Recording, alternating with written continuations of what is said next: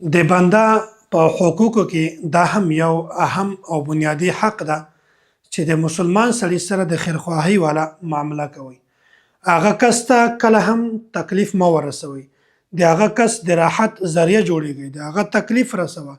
هغه انسان ته چې څومره د تا نه فایده حاصلیږي هغه ته فایده ورسوه.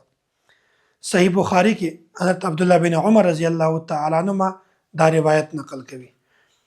پیغمبر علیه الصلاۃ والسلام فرمایي المسلم اخو المسلم، وای مسلمان دا د مسلمان سړي ورور ده.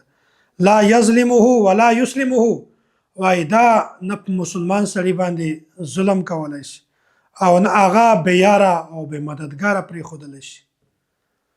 بیا پیغمبر علیه السلام مخته فرمایي ومن کان فی حاجت اخیه کان الله فی حاجته، وای کوم انسان چې د خپل ورور په حاجت کې لګیا وي، د هغه په ضرورت کې لګیا وي، وای الله تعالی د دغه انسان په ضرورت کې لګیا کیږي.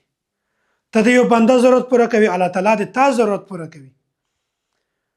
او پیغمبر علیه السلام په دغه حدیث کې مخته بیانوي ومن فرج عن مسلم کربة فرج الله عنه کربة من کربات یوم القیامه، وای کوم انسان چې په دنیا کې د یو انسان پریشانی ختم کی، د یو انسان تکلیف ختم کی، مصیبت وي هغه ورته ختم کی، وای الله تعالی به د قیامت په ورځو کې د ده په پریشانیو کې یو پریشانی ختم کی.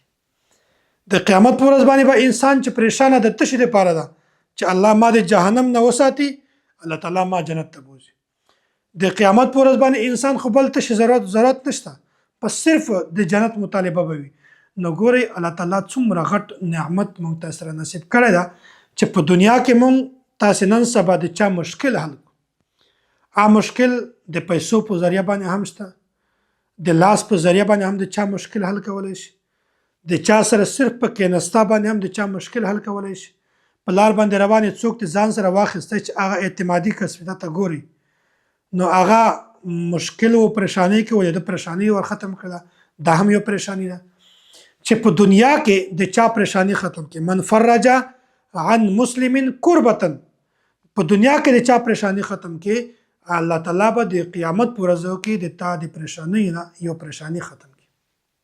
څومره غټه خبره ده. دا تشي د وجه نه د بنده د حق د وجه نه چې بنده ته سهولت ورکوه، بنده پریشانی ختم کوه، هغه ته راحت ورکوه، الله تعالی به تا ته راحت در نصیب کوي. بیا پیغمبر علیه السلام فرمایي ومن ستر مسلما ستره الله یوم القیامه، وای کوم انسان چې په دنیا کې د چا پرده پوشي وکړي، د چا په عیوب باندې پرده واچوي، الله تعالی به د قیامت په ورځ باندې د په عیوب باندې پرده واچوي. نن سبا موږ تاسې لګیا یو د هر چا عیوب، د هر چا د عیوب نه پرده لرې کوو، د چا معمولي عیب هم خلکو ته بیانوو. کوم ضرورت ده چې ته خلک ته د انسان عیب بیانوه؟ که چیرته د په دنیا کې د عیب د چا پټ که، الله تعالی به د قیامت په ورځ باندې د تا په عیوب باندې پرده اچوي. نو دا د مسلمان اوس غټ حق ده چې مسلمان ته کله هم پریشانی مه جوړوه، د ده پریشانی ختم کوه، د ده مشکل ختم کوه، د راحت ذریعه جوړېږه، د ته فایده حاصلوه. الله تعالی به د قیامت په ورځ باندې د تا د پریشانیو نه یو پریشانی ختم کړي. چې ته د مسلمان ورور په حاجت کې په ضرورت کې لګیا وې، د چا ضرورت پوره کوي، الله تعالی به د تا په ضرورت کې لګیا شي.